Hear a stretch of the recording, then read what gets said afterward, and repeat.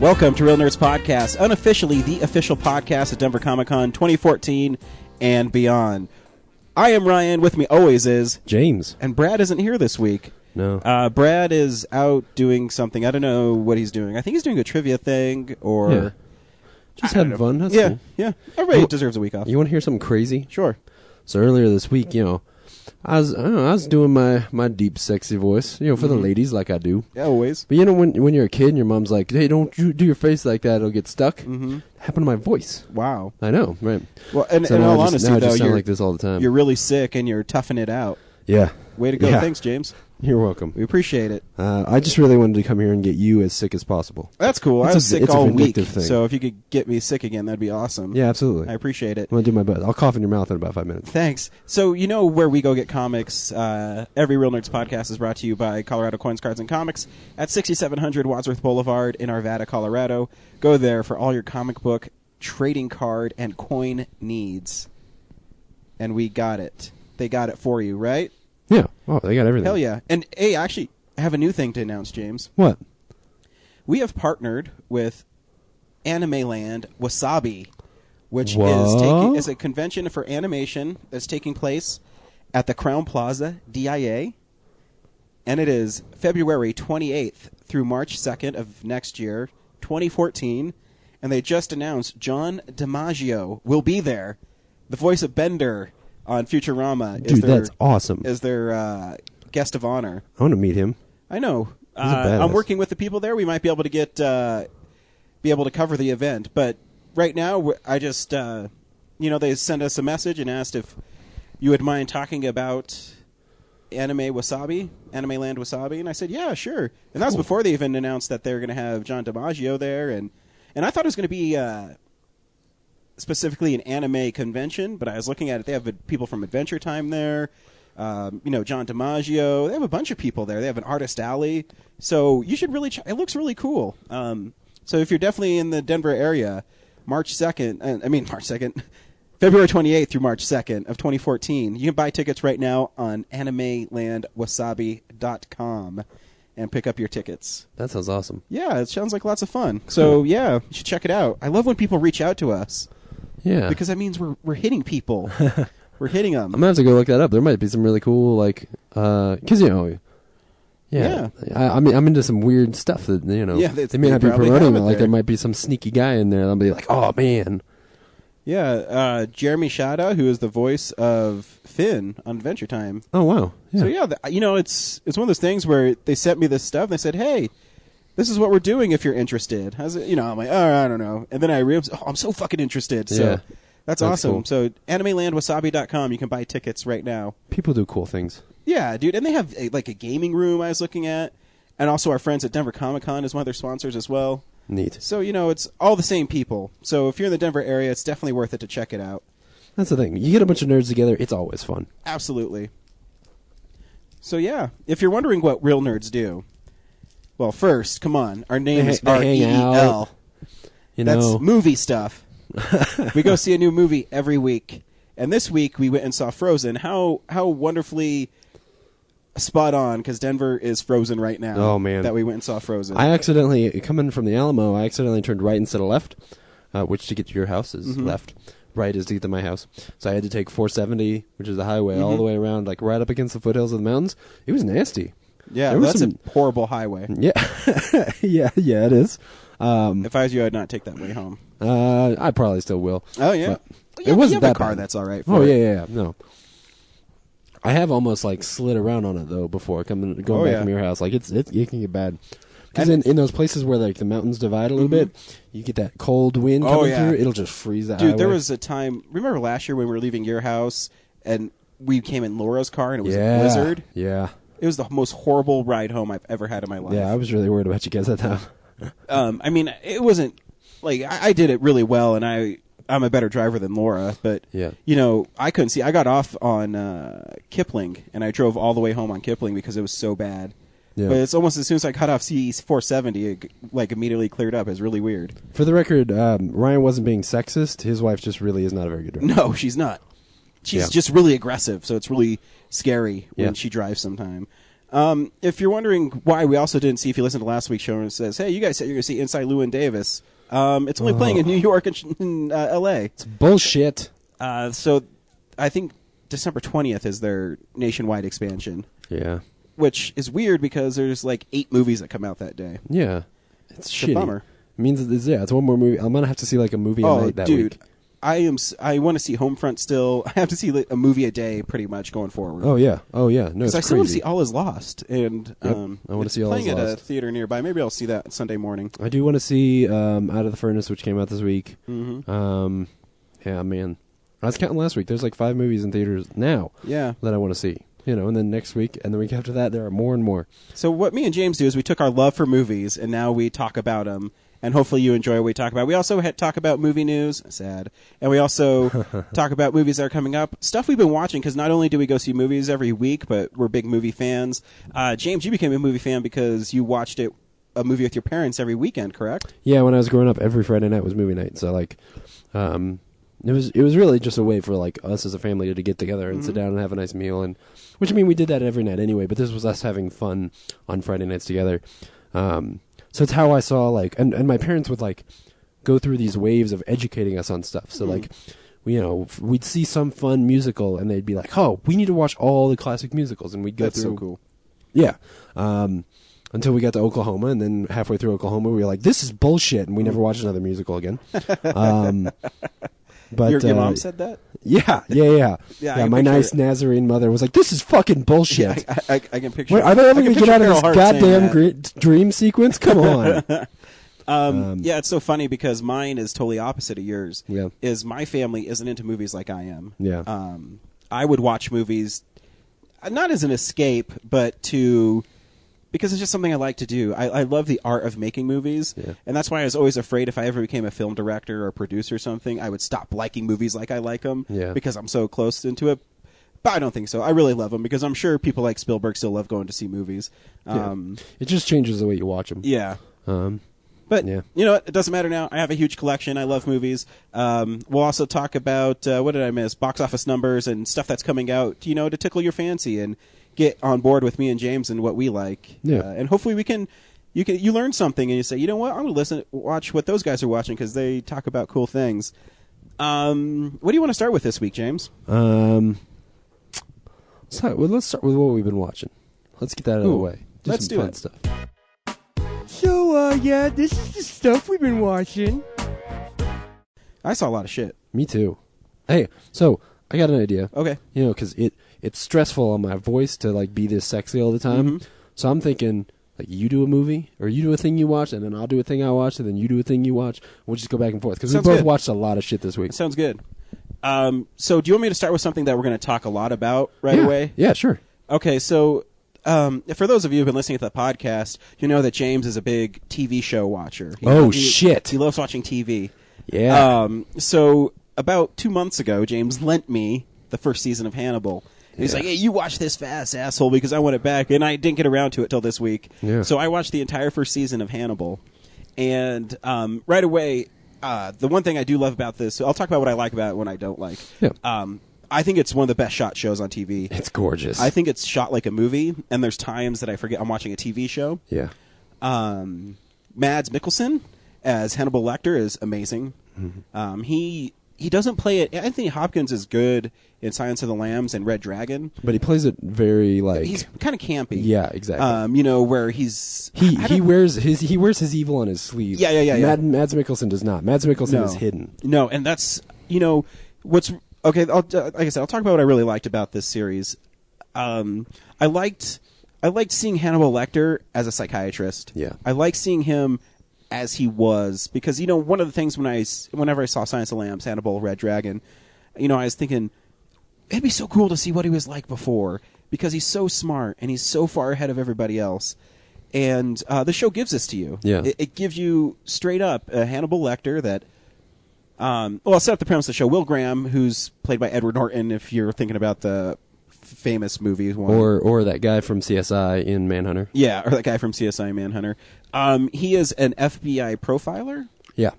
So he sort of. Because at the beginning, he's actually just a professor. Yeah, he lectures FBI new agents on how to diagnose a crime scene. Yeah. Which, Yes. by the way, the opening was really cool where you're not really sure what's happening when he says, first I shoot, my wife as she's coming down the stairs and all that stuff. And you're saying, what the fuck is going on? And then he keeps on going back. Yeah. And then you realize he's explaining this crime to you. Yeah. Which I think is handled better than CSI and all those other shows. Yeah. It has that same gimmicky thing where like he goes into this other vision where he sees things that other people don't see. And it can be kind of gimmicky sometimes, but I also think I'll let you go. I'll let you go. So it starts, and you know what's really interesting is Lecter doesn't show up. I think maybe 3/4 of the way through the first episode. Yeah, he he almost shows up like a B character. Yeah, like he's not even going to be in the show very much. So I love Mads Mikkelsen as it because he has this menace to him that is so inside. And one of the things I thought that, and God, people might get mad and write in hate mail to our show. What I think where Anthony Hopkins isn't as good is Mikkelsen does these things when you watch him as the character that you go, yeah. When I picture Hannibal Lecter, and he killed that one guy in the one movie because he was a bad bass player, or Trump. I forget what it was. Yeah. In the Ridley Scott one, and yeah. In this you can see why he does it. Yeah. Because he's really cold, he's really calculating, but he likes his things certain ways. Yeah. And you see that elitist part exactly, of it. And where he really thinks he's just better than all these people. And one of the things too why I think the details of the show are really good is this might sound really stupid, but his ties, the way they were tied, are really well done, and his suits look really nice. Yeah. His house is beautiful. His food, which is people, looks great. Oh, it looks delicious. It does, and it's really cool that he's always feeding these people, and he has these things. They never. I mean, there are a couple times where they make it clear, but it's very like they never when people are sitting around his table eating, they never like prey on that idea. Like they're always just normal dinner scenes. Yeah, you just know that they're eating people. Yeah, like that's the only thing that makes it suspicious is that you already know. Yeah, that's I think is that you know Hannibal. I think that's why it's so smart in that moment is because you know what they're eating, but it's nothing to say. Oh, that looks good. Yeah, it sort of relies on the fact that you already know Hannibal as a character, so they don't need to tell you. So it allows them to never tell you. I also will start seeing Hannibal as a patient because he's seeing what's happening is he's starting to. I don't know what the word is. In order, well, at least the way they write it is that in order for him to really understand these murderers, he emotionally has to connect with and understand them, and that is detrimental to his own mental health. Yeah, so he needs a way out. What I did like, too, is very early on when they introduced the idea of the Chesapeake Ripper, who is... Should I spoil this? I'm going to spoil it. Yeah, why not? Because if you haven't watched the show yet, if you haven't watched the show, skip ahead. And hopefully this will convince you that you ought to see the show. Or skip ahead about 10 minutes because I'm going to talk about some of the things I really liked and some things I hated about this show. So the Chesapeake Ripper is Hannibal Lecter. Yeah, I think that's pretty obvious early on in the series. Yeah, but Eddie Izzard plays a psychopath who claims to be the Chesapeake Ripper. And when it is alluded to with another serial killer that's not the Eddie Izzard character, but is Dobbs, is that the guy's name in the first episode? Oh, yeah. And his daughter. When it's alluded to that he might be the Chesapeake Ripper, Hannibal Lecter goes crazy. And he says, you know what? I'm not this kind of killer. This is what I do. And he makes it better. And he makes his killings more beautiful. That sounds horrible to say, but... I like this arc. I like this arc of because there's a little subtle thing, and I don't know if a lot of people would pick it up, but the doctor, I forget Eddie Izzard's character's name. Oh yeah, I don't remember. But he was a doctor, but he was told through a psychiatrist that if you are constantly told that you're this killer, then it becomes true. Yeah. Through the course of the season, as Will is trying to figure out this Dobbs murder mystery, Hannibal Lecter is doing this to him. He's saying, he's fucking with him. He's mentally fucking with him, and I really like that idea. But this is also too where I start not liking the show. Yeah, I don't like the character of Will Graham at all. Really? Yeah, and I'll tell you why. Because for someone who's as smart as he is and figuring out stuff, to me, he should be able to figure out the end game. Maybe that it's not Lecter. Are you talking about to him. Hannibal's end game, or are you talking about the Dobbs mystery? The Dobbs mystery. Okay. Because to me, he's so smart, and they really set that up in the early episodes with these murders that he can figure it out. But for some reason, I understand they're trying to say that he's blinded by the young girl, and her vulnerability. But I start really disliking him, and it really bothers me his mental state throughout it, because I don't think he's that well written. Because he'll always say, "It just doesn't make sense. It doesn't make sense." But he's going against what he knows is right, and to me that doesn't make sense to me. I still love Mads Mikkelsen as Hannibal Lecter fucking with him, but I don't like the Will Graham character. But because you don't connect with Will Graham, it means that is cool, but not like fun. Exactly, like it's a neat thing, but it's not an awesome thing. Exactly, because it's just then it just to me it started getting in the way. It started. It seemed like it was just like stretching it now, where he had a problem with his brain, and Lecter says no, don't tell him that he's suffering from some sort of disease, and Hannibal is playing on this, which is fine. But then it's about another 4 episodes where he's still trying to figure stuff out. Yeah. And but then then I'll get right back in the show when they go to the opera and that dude's vocal cords are ripped open, and see, this is too where the inconsistencies of Will Graham's character is, because he goes to that string shop and he says, the string maker says someone tried, and he says, I didn't say they tried to play it. So right away, Will knows he's a bad guy. Yeah. So to me, it doesn't make sense that he can't figure out. He can figure out all these other people, but he can't figure out Hannibal Lecter. Yeah, that's interesting. But then then you get sucked right back into the show when I love the scenes and Gillian Anderson's in it as Hannibal Lecter psychiatrist. Yeah. And they're sitting down. They have great moments. I love the little scenes when they're just sitting and talking. Yeah. Some of the murders in it don't make any sense. It stretches credibility to me. Oh, totally. Yeah.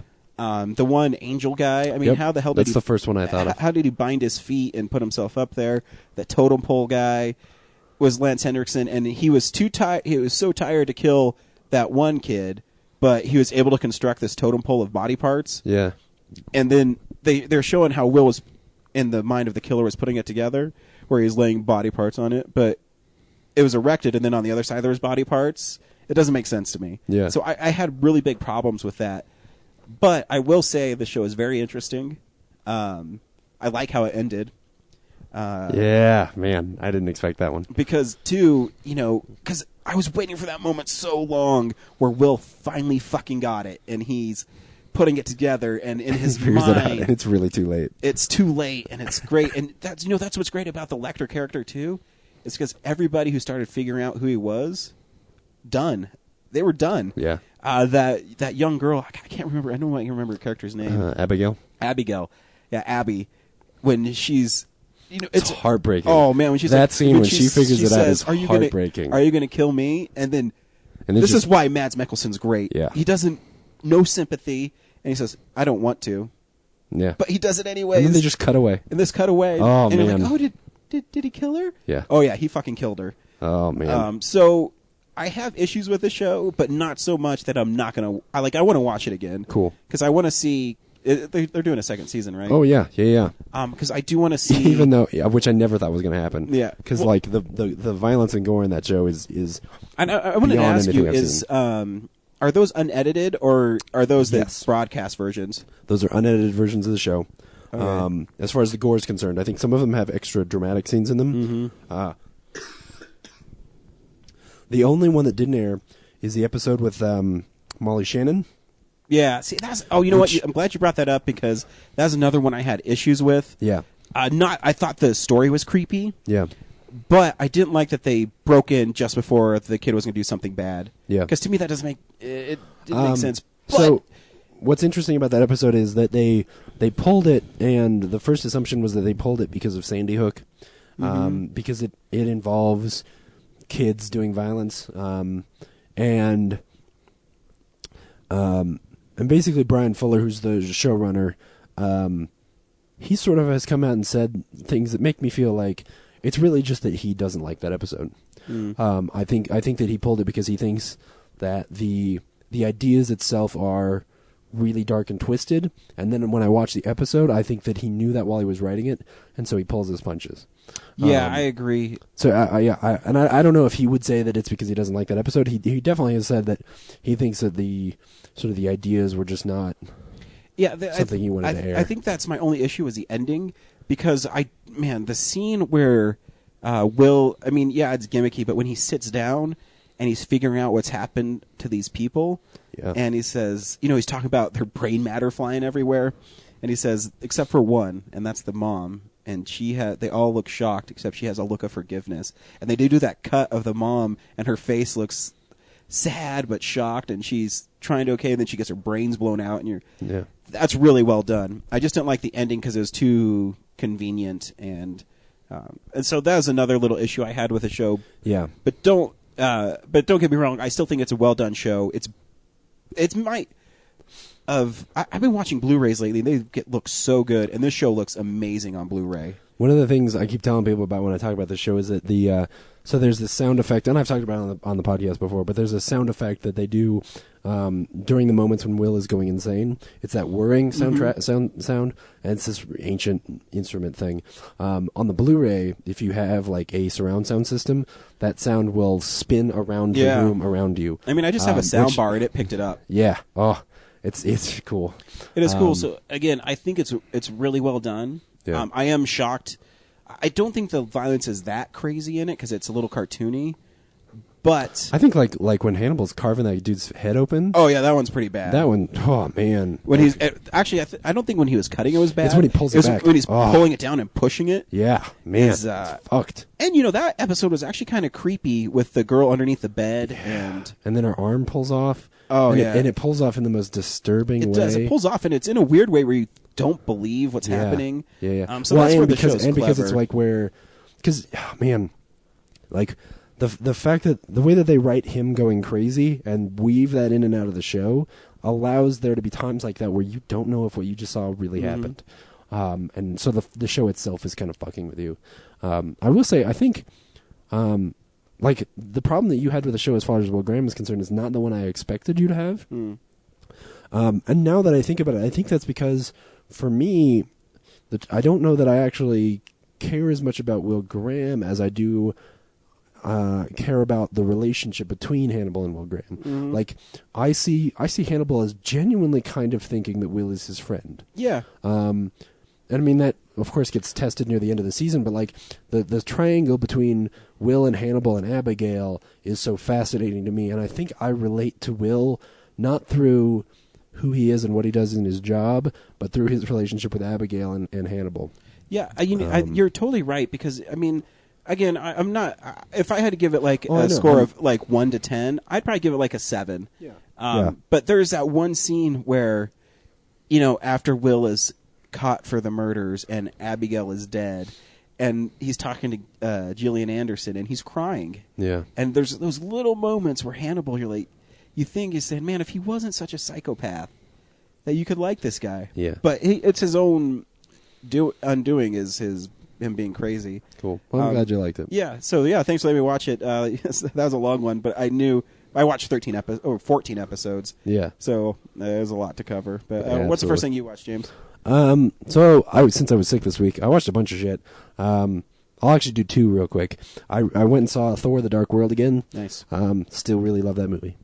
And then I also got a chance to rent Parkland, which is the movie about. Yeah. It's the like JFK. Yeah, it's about the JFK assassination. That's the hospital he. Yeah, was taken Parkland to. is the name of the hospital he's taken to. Parkland, ironically. Well, no, I won't tell you that bit because that's a really powerful moment in the movie. From seeing the trailer, I sort of compared this a lot to Bobby, which is a movie from like 2005. That's not a bad movie. Yeah, it's not horrible, but it's like vignettes about the assassination of Bobby Kennedy. And it's sort of vignettes, but it does follow kind of one story. Or it follows like 3 stories and bounces around, so it's not like it tells one story and then moves on to the next. And they were all really good. If you like history and certainly this time of history, you definitely ought to check this movie out. There's a lot of little things that like if you didn't already know, like the thing I was about to spoil a minute ago, that if you didn't already know, when this movie tells you that little fact, you'd be like, oh, that's really fascinating. It's not a movie that when it's done, I'm like, oh, I want to own that and watch it a bunch of times. But it's just a really fun watch. I think the performances are all really good. Zac Efron is great. Colin Hanks, Zac Efron and Colin Hanks play the doctors, and they're really powerful. Billy Bob Thornton, I think, is really cool. But probably the best performance is Paul Giamatti, who plays I'm not gonna remember his name. He's the guy who took the Abraham Zapruder? Yeah, Zapruder, yeah. So he's the guy who filmed the actual assassination, and it follows him setting up and filming it, and then him like going home with that footage, the FBI coming to him, the FBI basically escorting him around town to get it developed as quickly as possible, and then Zapruder and the FBI watching it, and then Zapruder showing it to like the NSA, and those bits and his performance is really great and really worth seeing. So yeah, it's a cool movie. It's on Amazon Instant, and I think it's out on DVD. It might be your Red Boxes, but it's worth checking out. Yeah, it's one I wanted to watch because I love American history, and I love president history is my favorite part of American history.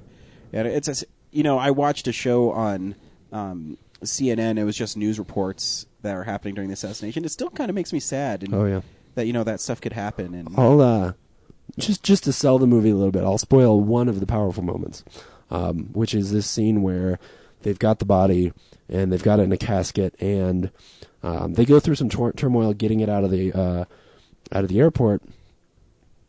And the new President Johnson now, they want to get him on Air Force One and get him out of there. Mm-hmm. But he's like, I'm not leaving without Jackie, and I'm not leaving without the president or without Kennedy.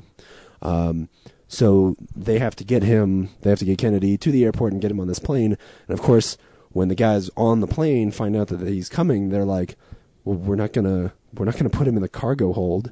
So they decide they rip out chairs out of the inside of Air Force One and move them.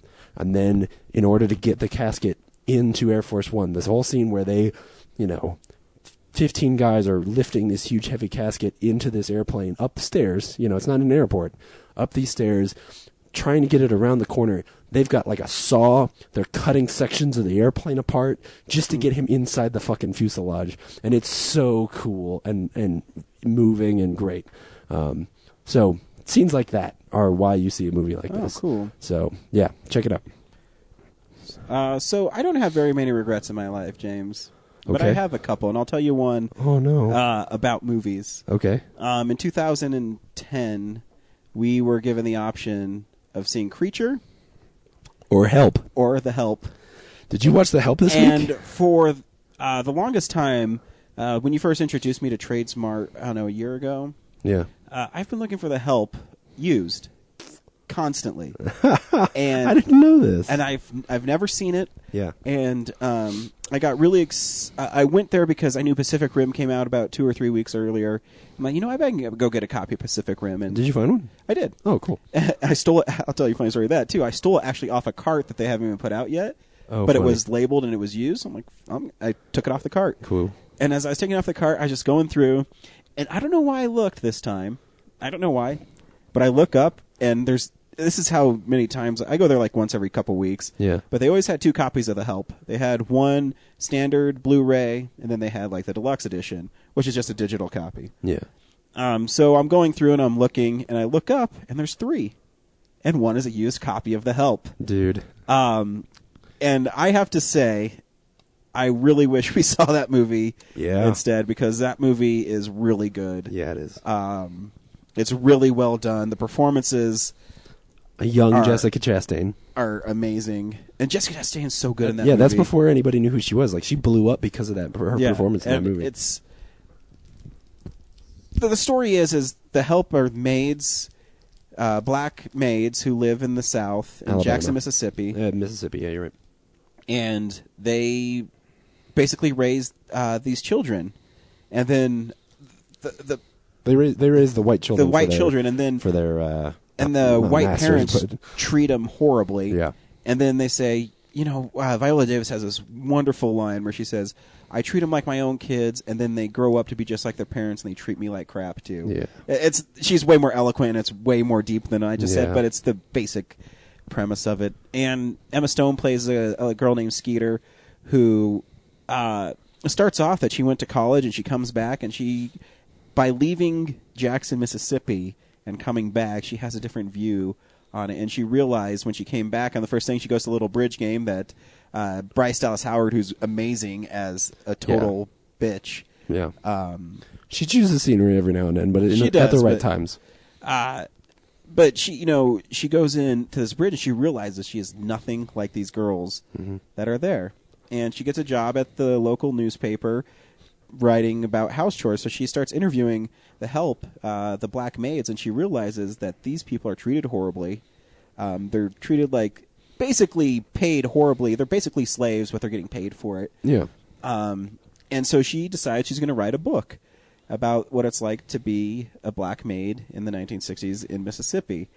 And there are so many scenes in there where you cannot believe. I know this is a fiction story, and but dipped a little bit, but dipped in truth. You know what I mean? Yeah. It's one of those where sure, it's fiction, but that doesn't mean it's any less true. Yeah. And so she went to the state and she got that handbook about what black people and white people are allowed to do. You're not allowed to testify in if you're a white person, you're not allowed to testify for a black person. It's really crazy things. You can't interview a black person. You just the whole time you're just thinking to yourself, why? See, to me, that type of racism, and we talked about this in the 12 Years a Slave review, is I don't understand it. I cannot wrap my head around why people treat people that way, and it's just a horrible thing. But what's great about this movie is the performances are really good, and it's fun. It's a lot more fun than I thought it would be. It's a movie that's allowed to be even lighthearted at times. Yeah. Even though it's talking about something so serious. It makes really serious stuff palatable. So it's a movie about racism. Here's how I could say it. It's a movie about racism that if it came on TNT on a Saturday afternoon, you would watch it. Yeah. Unlike Schindler's List or 12 Years a Slave, which you would just be like, oh, fuck no, I would like to have my afternoon. But it's so well done, and it's a beautiful movie. It really is. I mean, my only gripe with it is it's a little corny at points. Yeah. The clapping when they walk in the church and stuff. But at the same time, I'm not going to lie, as I get older, things affect me more, like the movie tonight. And there's a part in there where all the black folks in her town signed a copy of her book, and they give it to Skeeter, and she's like, "This is the most beautiful thing I've ever seen." Mm-hmm. And to me, and I have two favorite scenes in the movie. One is the shit pie, because I love how Octavia Spencer plays it. Yeah. But two, at the very end, Abigail comes to her place where she works, and she's Bryce Dallas Howard's character is friends with the girl that she works for, and she comes in and she says she's missing 3 pieces of silver, and Abigail didn't steal it, and so she says, I didn't steal it, and she says, well, you're fired. And then she comes up and she just gives Bryce Dallas Howard the best fucking fuck you speech ever, where she said, because Bryce Dallas Howard's saying how she's going to throw her in jail. She's like, I don't care, you won't work again. She said, oh yeah?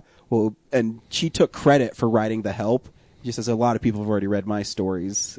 And it's just, I can't remember the exact wording of it, but she just puts the kibosh on her character, and she has that strength, and it's so beautiful. And her story about her son dying and stuff is so sad, and I really loved the movie. I really did. Yeah. So I can't believe I saw Creature instead of The Help. I can't either. Though I had fun at both. Yeah. That's cool. So what else do you see, James? Shit, I'm going to do another 2. That's fine. I'm cheating here. Because the first one we don't have much to talk about. I saw Empire State, which is it's the movie with I saw that a couple weeks ago. with The Rock a little, and Emma Roberts a little, and Liam Hemsworth a lot. And it's just about Liam Hemsworth gets a job at this place that has a garage full of money, and I don't know why. And he's got a friend who's a dick, and he sort of gets in trouble and tries to steal some money, and then he doesn't like that he stole some money, and I don't know. It's pretty forgettable. Yeah. Pretty much about how I summed it up, right? Yeah. It's like, oh, cool, The Rock's in here, and he says corny lines. Yeah. Except for I did like the scene where he, brings him into his office, and they sit down, they have a little chat, him and Liam Hemsworth, but, you have to sit through an hour and 15 minutes of stuff you don't care about. Absolutely. It's on Netflix, but you shouldn't watch it. But what you should watch on Netflix is a movie called A Band Called Death, which is a movie. It may be produced by the Alamo. If not produced, it is at least distributed by the Alamo. Sorry, Reggie. So, like, when you go into the Alamo Drafthouse, it's one of those movies that you can buy on Blu-ray there.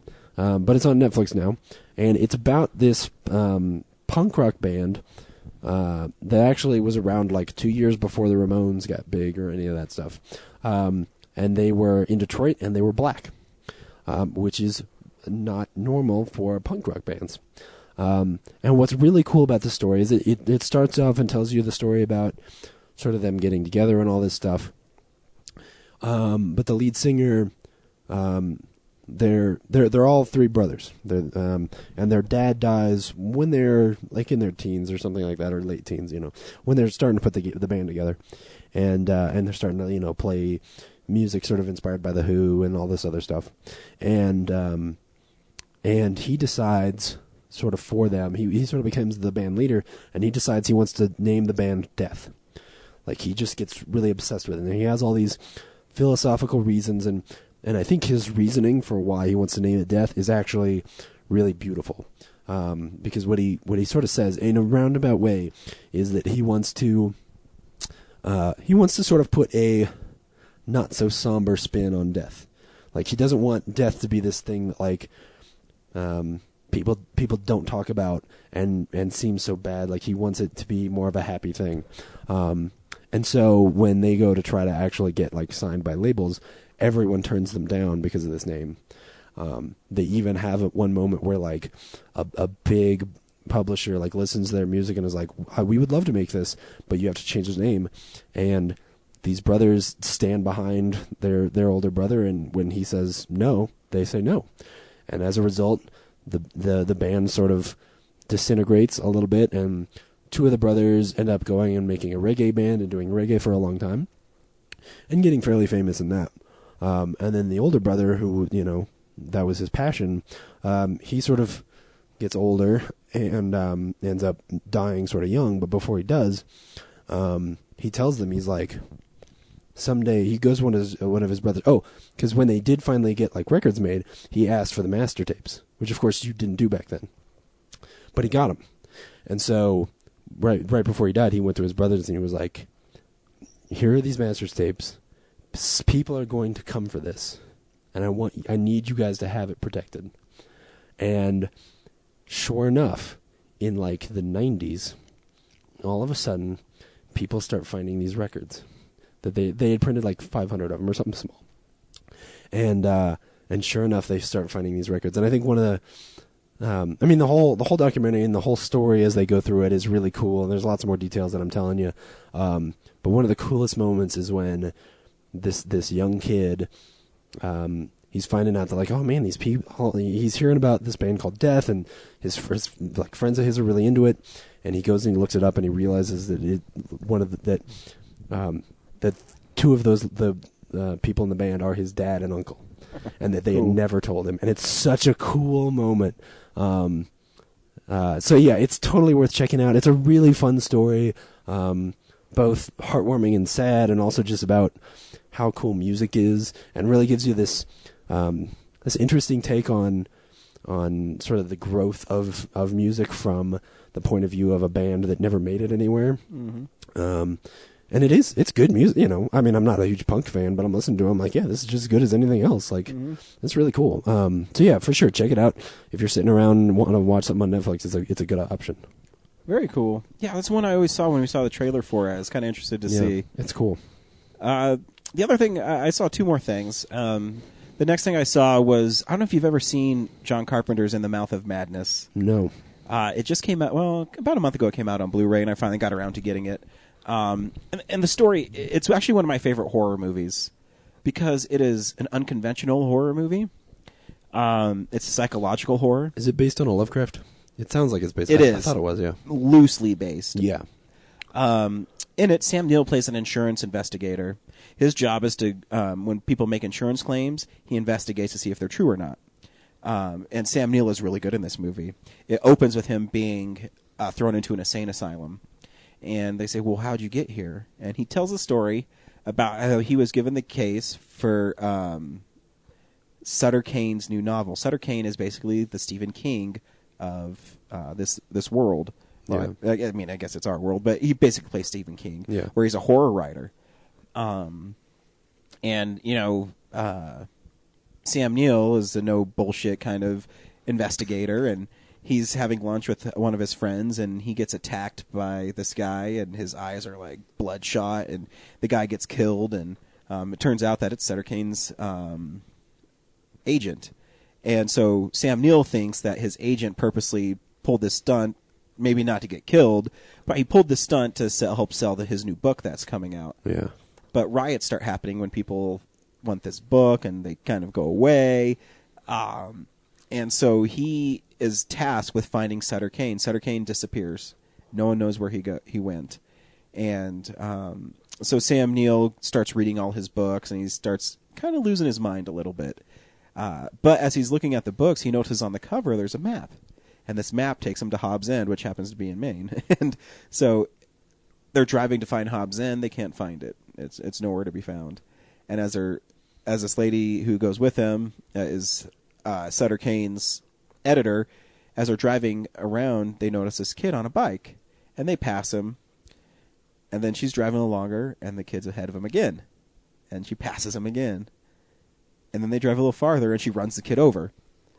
And so she goes over to get the kid, and as she goes to get down, Sam Neill comes and says, "Oh, let's, does he need help?" And they go get like a blanket, and they come back, and the kid's gone. And they says, "Well, we'll go to the hospital in the next town or police, and we'll report it." As she drives, she notices that the world changes, and she ends up in Hobbs End. And it's this town that looks like a New England town, but it's kind of looks like it's uninhabited, but there's people there. The children look like little ghosts. And all this weird shit's happening. And this movie's a little creepy. Yeah. And there's just unusual things happening, like the sweet old lady who's murdering her husband. And so all the stuff that Sutter Kane writes in his books is actually coming true in this story that they're telling. And Sam Neill's great in it. It's kind of a surreal horror movie where you don't know what's fiction and what's reality. In fact, one of my favorite lines is Sam Neill comes in, he's all pissed off. He says, this is reality, this is not fiction. And he still has his Australian accent, so he's really cool in it. So yeah, you should check it out. Even if you're not a fan of horror, it's not like, I mean, there's blood and guts in it, but that's not what it relies on. It relies on It's more of a thriller. Exactly. It's what's real, what's not. And then, I mean, obviously, it gets a little hokey when they reveal Sutter Kane's kind of thing, but there are some pretty scary parts in it, and it's one of my favorites. Awesome. So, yeah, In the Mouth of Madness. What else you got, James? So, real quick, I want to talk about, there's a show that's been going on, and I wish I talked about it sooner, but it just got picked up for a second season, so cool. There's a show that Chris Hardwick does now at midnight called At Midnight that he does on Comedy Central, and it's great. It's one of the best, game shows I've seen in a while, because it's really not a game show. It's really just a premise for comedians to say funny shit. Nice. So basically, he just has all of these, games that are based on... internet meme kind of things. Like, a lot of them are sort of Twitter-based, where it'll be he'll throw up a picture and ask the people who are playing the game to come up with a funny comment, and then whoever has the funniest one, they get points. And in a very Drew Carey show, Whose Line Is It Anyway? In a very Whose Line It Is in any way kind of way, the points hardly matter. Like, somebody wins, but they don't really win anything. But the kicker here is that the people playing the game are always comedian friends of his. So really great people like Tom Lennon or Paul Scheer have been on there. Oh, man, more than I can list. Oh, and a bunch of people that like I didn't know before this that are also really funny. So it's really a great show. Check it out, or like just go on to Comedy Central. You can just watch the shows on their site. So like the other day, I was just playing some of that while I was playing Assassin's Creed and just laughing. Nice. So it's a really cool show. So people should check it out. Nice. The last thing I watched was The Wolverine Ooh. Unleashed edition, which is 12 minutes longer than the theatrical cut. And I still really like the movie The Wolverine. Yeah, I think it's fun. I think it's the second best X-Men movie. Ooh, I wouldn't say that, but okay. I like that it slowly builds to something. Hugh Jackman's really good in it. It's more character centric than most of them are. I agree. It's more character centric than a lot of superhero movies. Yeah, that's true. The difference between them is it's a lot more violent. There's a whole scene. I remember when Hugh Jackman went to like the Snow Village and all those ninjas were attacking him. Yeah. There's a whole scene now with I forget the sword chick's name. I always forget it. It's not Mariko. That's his girlfriend in it. What's the redheaded girl? Shoot, I can't remember. Yeah. Anyways, so she drives like a snowplow, and he throws a bunch of ninjas in it, and they get chopped up and spray blood everywhere. Dude.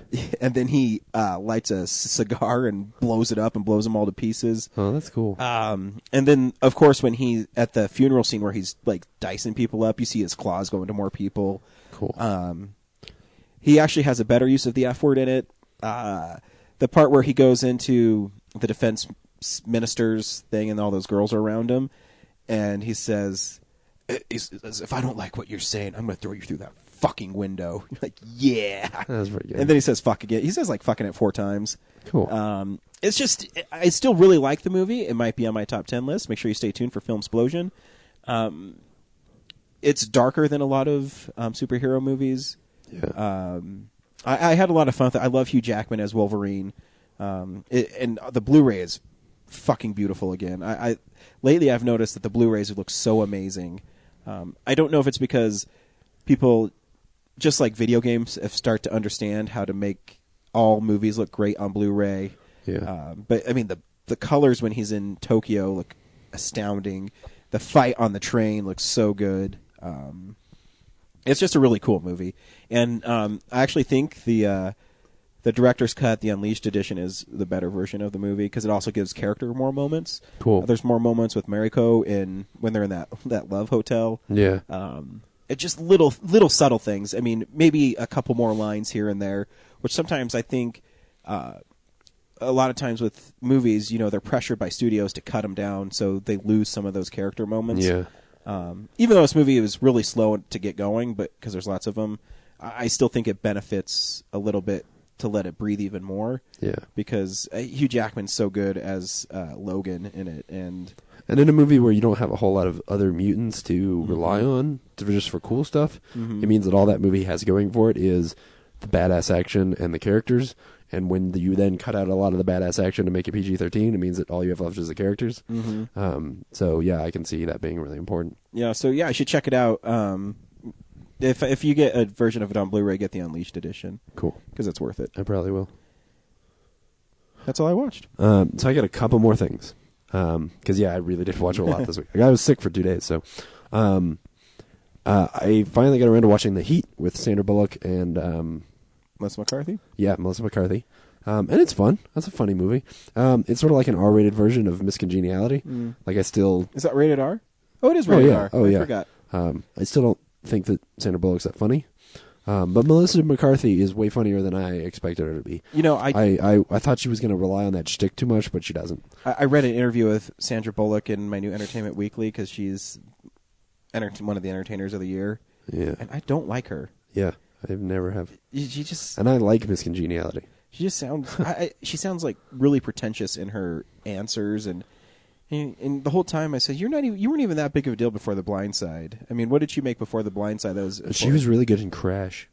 Oh yeah, I forgot she was in that movie. It's a piece of shit film. Anyways. Yeah, so The Heat, if especially if it comes onto Netflix, like, yeah, you probably ought to throw it on. It's funny. I think your wife's probably going to buy it anyway. Well, so. she's seen it, and she liked it, so I have no reason to get it. Does that make sense? Like, I have no reason to rent it right now. Yeah. Because my wife's already seen it. I'd only get it if she wanted to watch it. So hopefully it'll be on Netflix before the end of the year. I might have to go fucking rent it. Or just buy it for her. Of course, she'll never watch it, dude. Yeah. I bought her Glee in season 2 and it's still in its wrapper. Yeah, but that's a piece of shit show. It is. And I can tell you about good musicals. So 2 more things. One, I saw this movie called Dead Man Down, which is starring Colin Farrell. Oh yeah, my brother and cousin really wanted to see that movie. Yeah, so it's from earlier in the year, and it's got Colin Farrell and Noomi Rapace in it. And first 20 minutes or so, I was really into this. Because basically the story they set up is this guy, he's an enforcer for the mob in, I don't know, some mob town. And, oh shit, I have 2 more things that aren't on this list I got to talk about. Fuck. So, I'll make this quick. So he's an enforcer, and he lives in this really high building. It starts with a pretty badass action sequence at the beginning with where he saves Terrence Howard's life. And then it cuts to this like really quiet, long scene where he goes home and he goes up. He's in this like skyscraper building. Terrence Howard, didn't he help Robert Downey Jr. get Iron Man? Yeah, actually, he's the only reason that Robert Downey Jr. is talented. Yeah, he actually infused Robert Downey Jr. with some of his talent. Gotcha.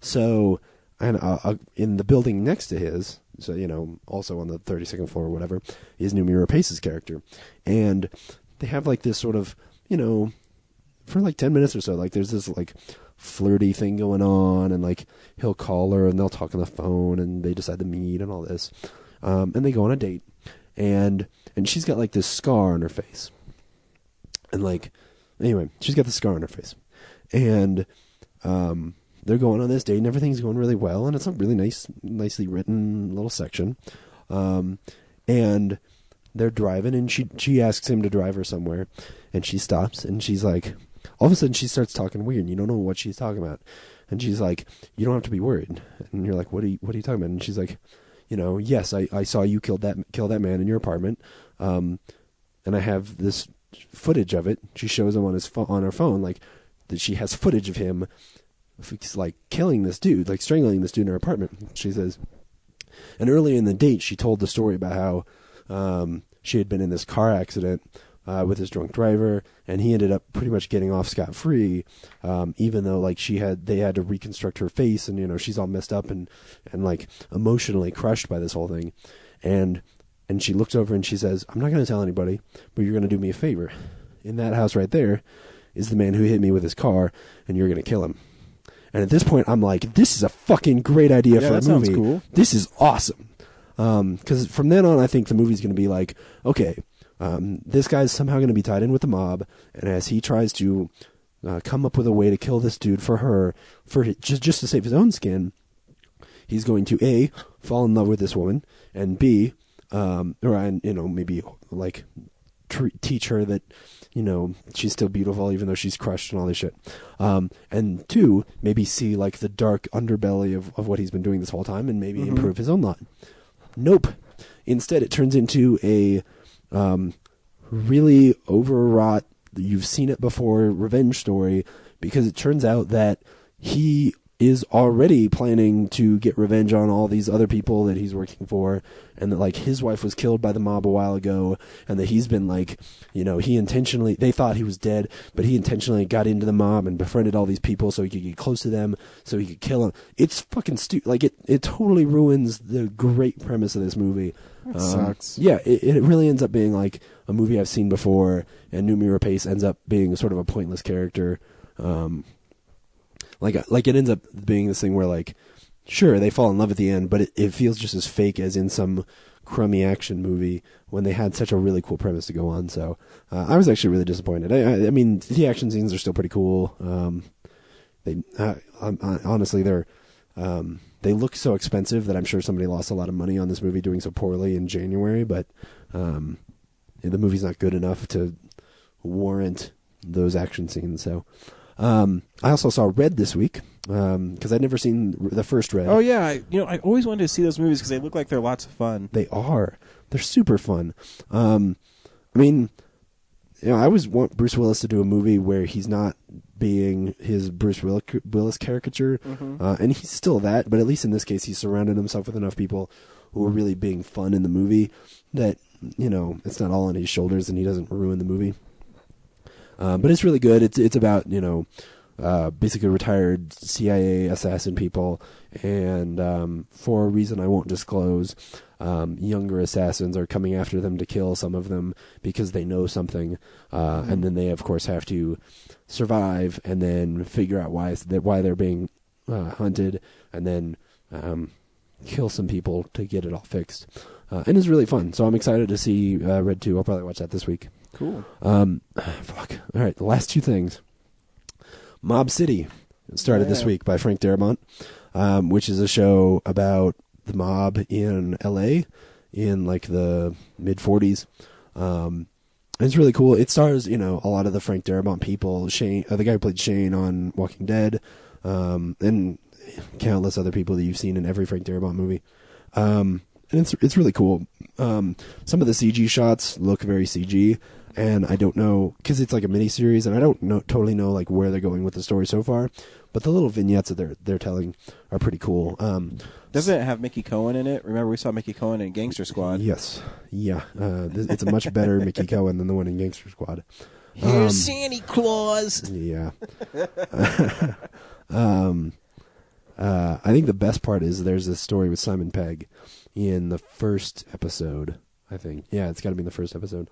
Because they did like 2 episodes, or like an hour and a half long episode this week. And he's really good. Simon Pegg was really great in the show, doing a dramatic American role. So he's hiding his accent really well. And it's a dramatic and funny kind of role. It's great.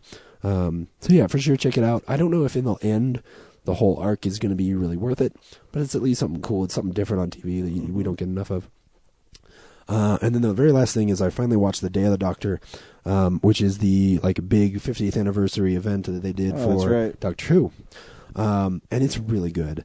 I heard a lot of people really like it. Yeah, it's one where like I've been so iffy on that show for so long that I was really afraid that Stephen Moffat was going to fuck it up, because when Stephen Moffat tries to write like really epic stuff, it just is shit. Like his season-long arcs on that show are awful, and they have been for years now. And but he really gets it right this time. And so if you're a Doctor Who fan, for sure check this one out. It did not disappoint me pretty much in any way.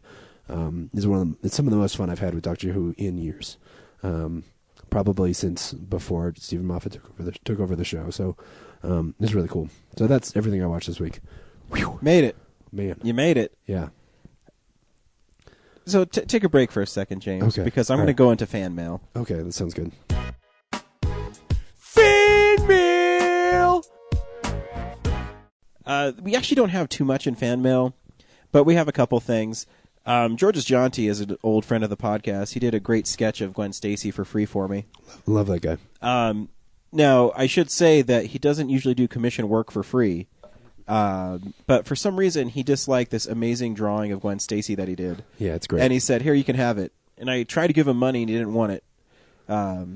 Because you were there with me, and I says, "Well, let me buy something because you spent time. Like, let me buy one of your sketchbooks." He's like, "No, man, you don't have to buy anything. It's my pleasure." And it was really great. And so last week we were Rebecca Isaacs responded to one of your tweets where you were wondering what she was up to, and turned out she's doing Buffy season 10. Yeah. Christos Gage also said how great the art was looking because he's writing it. And dream team on that. And then book. you said, Then you said we always have Buffy folks in it. And then Georges actually said, "Hey, I look forward to it, although I hope you can make space for Serenity now." Of course. Yeah. When we say Buffy, we mean all Joss Whedon is welcome on things. So, yeah, we can't wait to see you again, Georges. I'm going to send him an email, too, because I want to do another commission. I don't know if I want him to do Spider-Man, or I might have him do Mary Jane, just to do the opposite. Yeah, and we might get Georges Jonty on before DCC. And, yeah, so stay tuned for, because I don't know if you guys know this. We got some hookups. We have some hookups now. It's good things. And it's really funny because, Brad took over doing fan mail recently. Yeah. And we didn't get any. And as soon as our show ended last week, Cora, our correspondent, emailed us. Oh, shit. And she said, "Long time no email." Said, "Hey, guys, this may be too late for tonight's show." It was. But I just got done with my words for today. As James has commented on, I'm writing a young adult novel for NaNoWriMo, National Novel Writing Month. Oh, yeah, that's that thing November. you were telling me about. Yeah. Cool. I've never done it because it's too daunting. Has been going well, but super time consuming. Yeah. I wanted to let you know that Michael and I have fallen in love with the first 2 volumes of Saga. Hey, all right. Very cool. You should, because it's a great little it's not mini series, I guess, great ongoing series, I should say. Yeah. You should check out East of West if you haven't already. No, I've never heard of it. Either have I. East of West. We'll check it out. The only movies I've watched recently were Thor 2 and Gravity. Thor was better than the first one. I didn't fall asleep in this one. Ooh. Oh, that's mean. I love the Captain America cameo. Yeah, Captain America, and that's great. And Gravity was much more involved than either of us expected. We're going to see Hunger Games Catching Fire in the AM. Sweet. I'm still not the biggest fan of Gravity.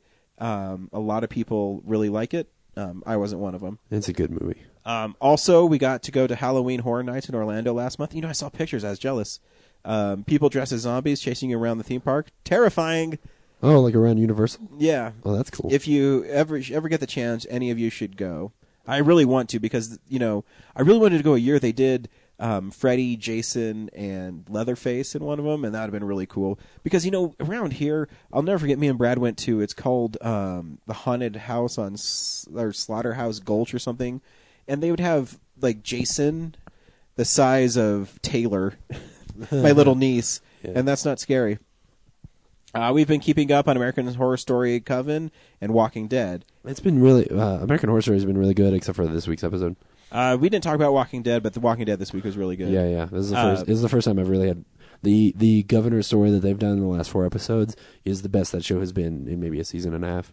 Yeah, it's really interesting because she goes on to say that American Horror Story is great as always, and I'm good with slightly less graphic storyline so far. I agree.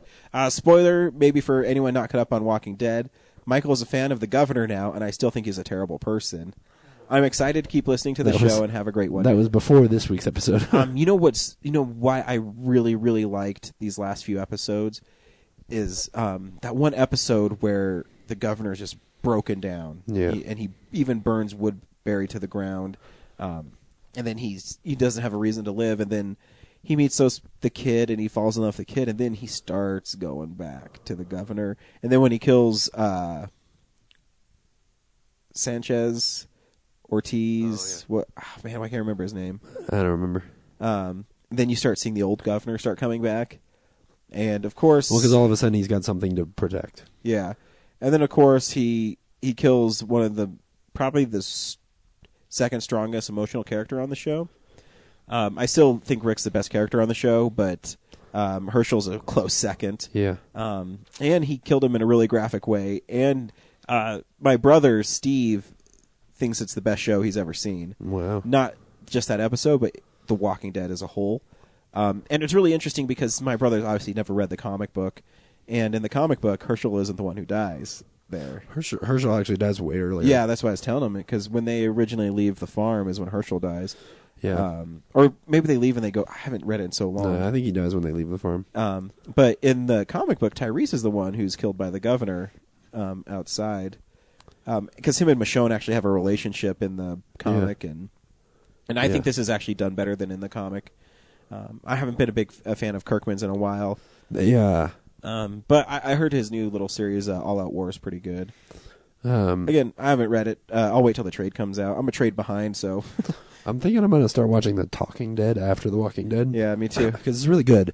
And part of why it's really good is that, it gives me some insight into how people who have not read the book watch that show. Mm-hmm. And I honestly think that my love for the book, especially the first 7,500 issues of the book, puts me at a distance from that show. And so emotionally, I never get quite as invested. Certainly not as much as I was in, the first season. Because everybody else is getting caught up in these stories, and I've just been sort of bored for the first half of this season. And I think it's that. I think that it's my knowledge of the show and sort of this idea that I kind of know where it's going keeps me from actually getting invested, which is too bad. And it's a totally personal thing. It has nothing to do with that show. Yeah. No, I still think the show's really good. But it is interesting because, like I said, my brother's never read the book. Yeah. So it's kind of cool to see his reaction to that stuff. And my wife, too. My wife loves the show, too, and she's never read the comic. Yeah. I think everybody who's never read the comic loves the show. I think probably more than people who've read the book. Yeah. And not because the book is better, just because it is close. Mm-hmm. They're so similar. Anyway. Yeah, and that's fan mail. Thanks for writing in. Let's go ahead and do real news. It's real news.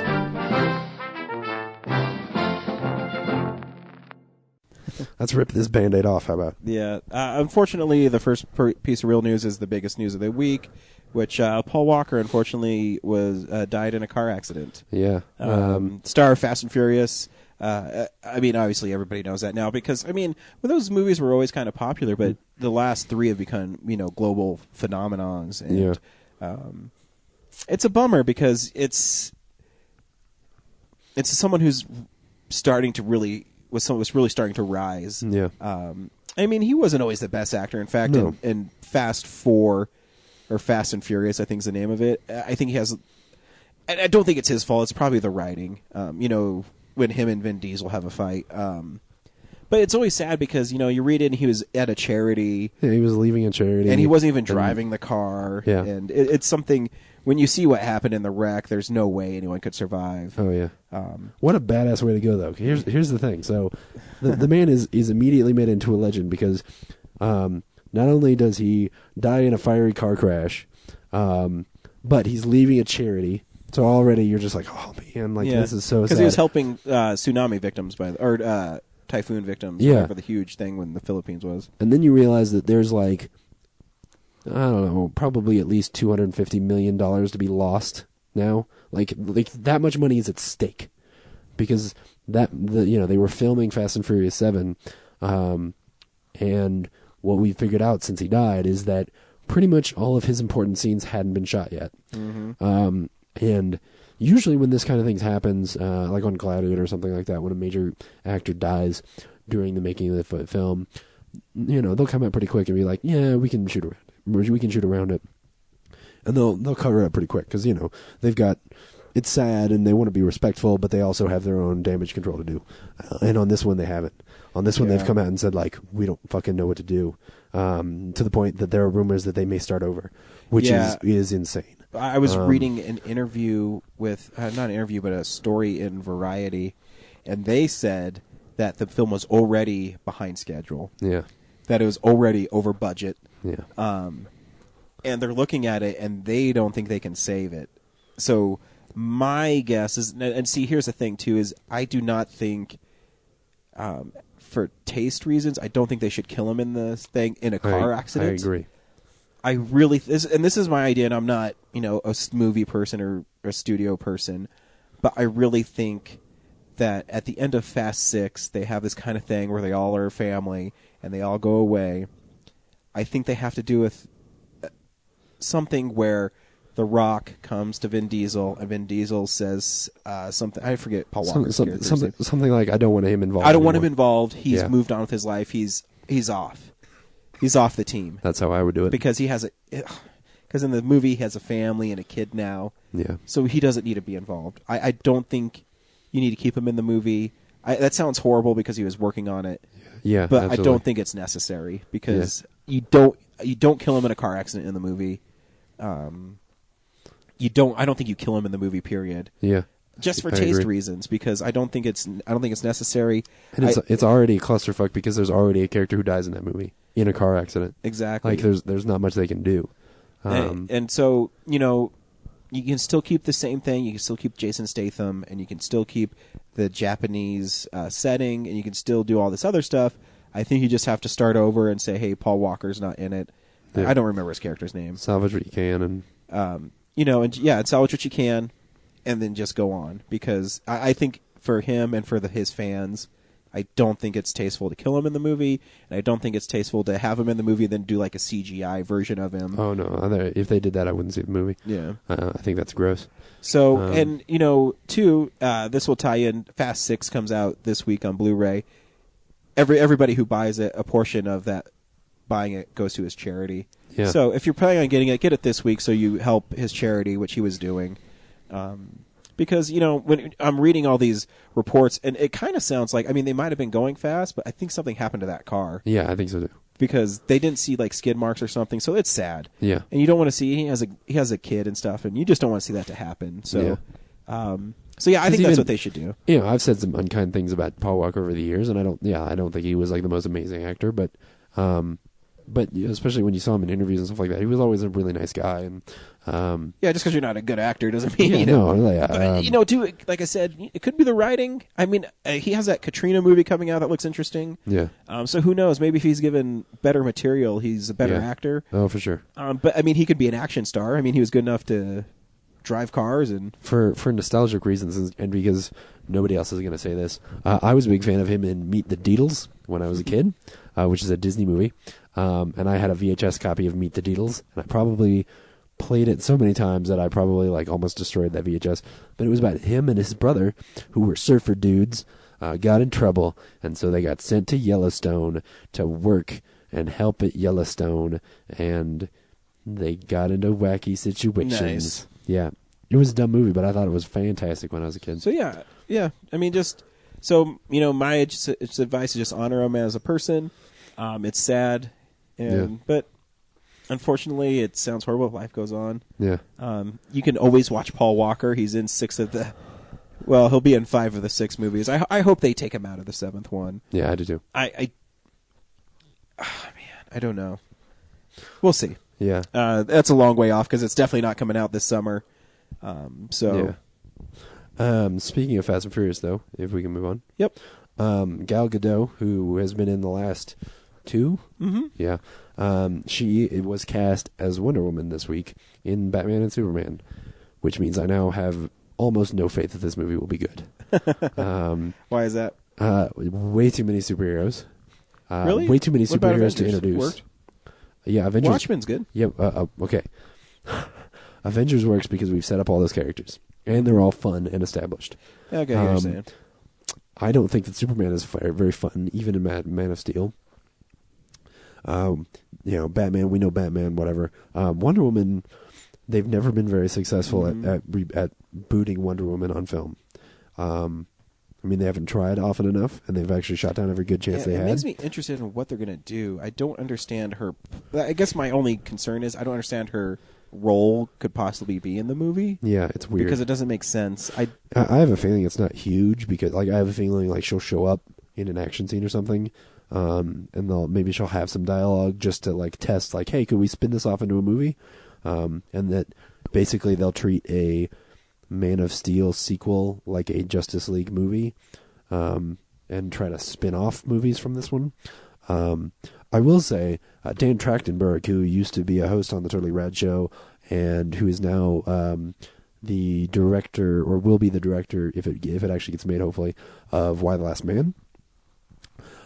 He tweeted just like 2 weeks ago or something like that, before this was news, that he had interviewed her for some role, and that she was really cool, and that, he was really impressed with her, and that like she wanted to be not just dramatic but also more physical and an action star, and he was like, yeah, she was really badass. And so my hope is that she is better than she is in those Fast and Furious movies. Again, not that she's bad, she's just not given much. I think again it's a lot of the writing. I mean, I liked the last 2 Fast and Furious movies.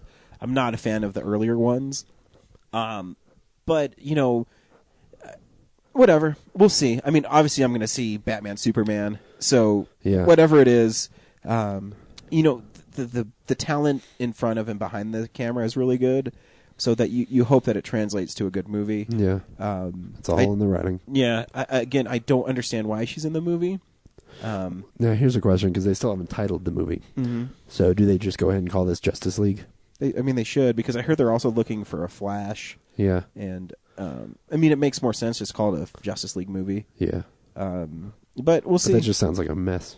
It just sounds like a total mess. I mean, obviously, I haven't got it yet, but my wife has a subscription to Playboy. Yeah, and there's an interview with Ben Affleck in it, and he goes on and on about the role. So he's obviously read the script. Yeah, and I'd like to think that Ben Affleck's a good judge of scripts. Yeah, he's also getting paid a lot. Well, yeah. So we'll see. Again, but did you see that her boobs aren't very big? Is the internet talking about that? Oh, yeah. Fuck, what assholes. I know. Who gives a shit? shit? Honestly, well, I do kind of give a shit. Because when I thought the casting, that was, and maybe this is shitty of me, that was one of my first thoughts, and my take on it was good. Because man, do I not want to see a huge busty. You know what? Wonder Woman I on wish. screen, I wish our. You know what? I bet we could still put up our interview with George's because it didn't come out that bad. Yeah. Because he has a great thing where he talks about drawing Buffy a certain way. Yeah. And it's really good. And deciding how big to make her boobs. Yeah. Yeah. No, he's great. So yeah, honestly, because I think she's good. I think she's beautiful. Like she could totally do the role. Yeah. And not to say anything bad about like Adrienne Palicki when she was going to do the show. Like what was wrong with her as Wonder Woman was the writing of that awful show, not her. Even though she was busty like that, it's just I like to think that will mean that when we see her on screen, she won't look silly. Yeah, it goes back to my. We'll talk about it when we get to the Spider-Man stuff, but yeah. Go ahead. Why don't we get to the Spider-Man stuff? We got a trailer this week. We did get a trailer this week, and you know what? I'll be honest. I was super excited for this trailer, and I'll tell you why I'm more excited for this movie than I was for The Amazing Spider-Man, which I love The Amazing Spider-Man. Don't get me wrong. But it finally seems like they're doing something different. Yeah. Where Amazing Spider-Man says, oh, yeah, the lizard's in it, but we're still kind of telling you the same story, but the lizard at the end. The trailer for The Amazing Spider-Man 2, one, I think visually it looks spectacular. It has its own kind of identity. The costume looks really great. There's little Easter eggs throughout the trailer. Vulture. Vulture and Doc Ock. Yeah. And there's some people, like B.J. Novak, who's in the movie, who can't say who he is. Yep. So my guess is B.J. Novak's probably either Doc Ock or the Vulture. Because there's that great scene in the trailer where the dude who visited the lizard at the end of Amazing is walking through, and you see Doc Ock, the Vulture. And there was also, if you go to Daily Bugle on Tumblr.com, they have a Shocker article where the Shocker is terrorizing the city. Do you think that they are sneaking us into a Sinister Six movie? Is that where you're absolutely. Going? No, I mean, like, do you think that Avengers or Amazing I don't think Spider-Man Spidey 2 is a Sinister Six movie. I think the next one will be. Oh, okay. Because here I'll tell you the lineup. It's Goblin, the Rhino, the Lizard, Doc Ock, Vulture, and Electro. So they already have the 6 in there. Yeah. A lot of people are concerned that this movie might have too much in it. But yeah, that's my biggest fear. I don't think it's actually going to be that way. I do think that now this is me shooting because I've watched the trailer like 4 or 5 times just because I'm such a nerd, and I'm actually really excited. I think the trailer looks great. I think there's one of my favorite moments in the trailer is not even the action stuff, is Peter's walking up to Gwen and he says, "Yeah, I got caught up in traffic." She's like, "Oh yeah, yeah." When the bullets, that is like, "Yeah." I thought it was just implied. I love the fact that someone who's so in love with Peter embraces what he does, and that they have fun with it. On the other side, I do think she's going to die in this movie. There's little hints in this movie. One, the Green Goblin is definitely in it. Well, a goblin, some kind of goblin. It's Harry Osborn. It's Harry. It's not. Yeah, there's a great shot in the trailer of his face, and he has pointed ears. His eyes are he's green, and it looks really cool.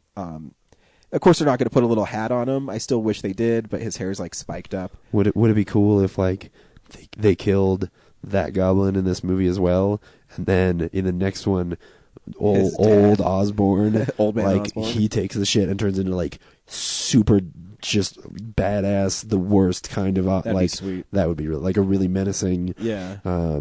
Not necessarily because the one thing ultimate, I always loved about the Harry Osborn character is he always was a reluctant bad guy. He never really wanted to be that bad. But and I'll tell you, I'm such a nerd.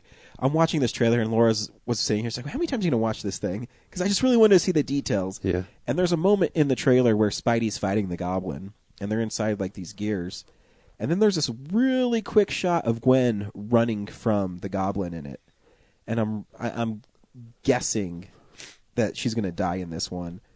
I don't think she's going to die off the bridge. Yeah. I think the Goblin's going to be responsible for it. But I think that's what's going to turn Spidey again. I'm really looking forward to it. I think it looks great. You're not a Spider-Man fan. What did you think? What bullshit? What do you mean I'm not a Spider-Man fan? I guess me. Yeah, no. I'm a huge... No, come on. I used to watch Spider-Man after school every day. Yeah, did you see my sweet action figures? They're in my display case now. Oh, yeah? The Kraven's spear is bent crooked. Oh, that's funny. Oh, yeah, no, I love Spider-Man, absolutely. Yeah, I think it looks cool. Like, it's not that I'm not a Spider-Man fan, it is only that I'm nervous. Because it does have the telltale signs of a superhero movie that sort of reaches too far and doesn't stay focused. But there can be, dude, the fucking Dark Knight movies have multiple villains in them. Nobody says anything about it, but they do. So they can easily do it here. And just because they're promoting those, doesn't mean that Rhino is in it for more than 15 minutes. Oh, no. In fact, I think the Rhino's not in it very much. Yeah, I think he's probably the opening scene. I think he gets captured, and then he's given that suit, and then Spider-Man beats him again. Yeah. And I think there's something where I think they're all going to get beat. I really do. And I think they're going to... Just like the original Spider-Man Sinister Six, as they realize they can't beat Spider-Man alone, and they have to work together to beat him. Yeah. I think they're going to do something like that. And I also... what was I going to say? It is also... You have to raise the stakes for Spider-Man. Because, too, even though this is the second movie in this reboot, it's still the fifth Spider-Man movie in 13 years. So they have to raise the stakes somehow. I don't think the villains were the big problem in Spider-Man 3. I think it's the forced inclusion of Venom that hurt that movie, because a lot of people don't know they should really pick up the Spider-Man 3 art book.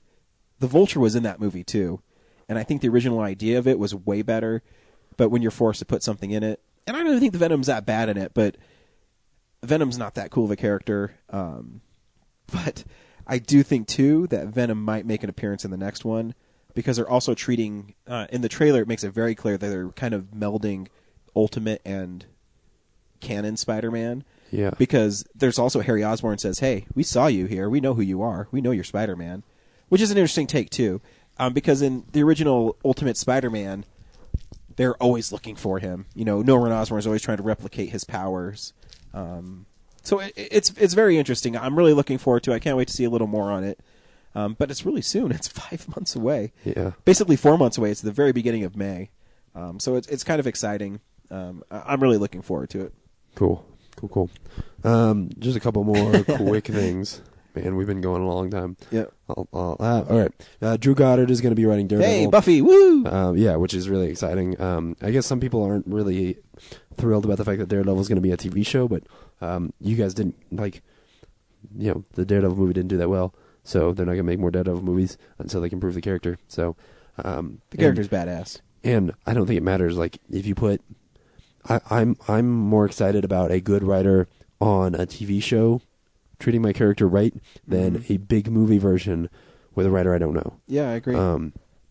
So anyway, one other interesting thing that I thought happened this week was, first J.J. Abrams came out and said that he kind of regrets the way that they revealed Khan in Star Trek Into Darkness. Shit, I didn't say spoilers, but come on.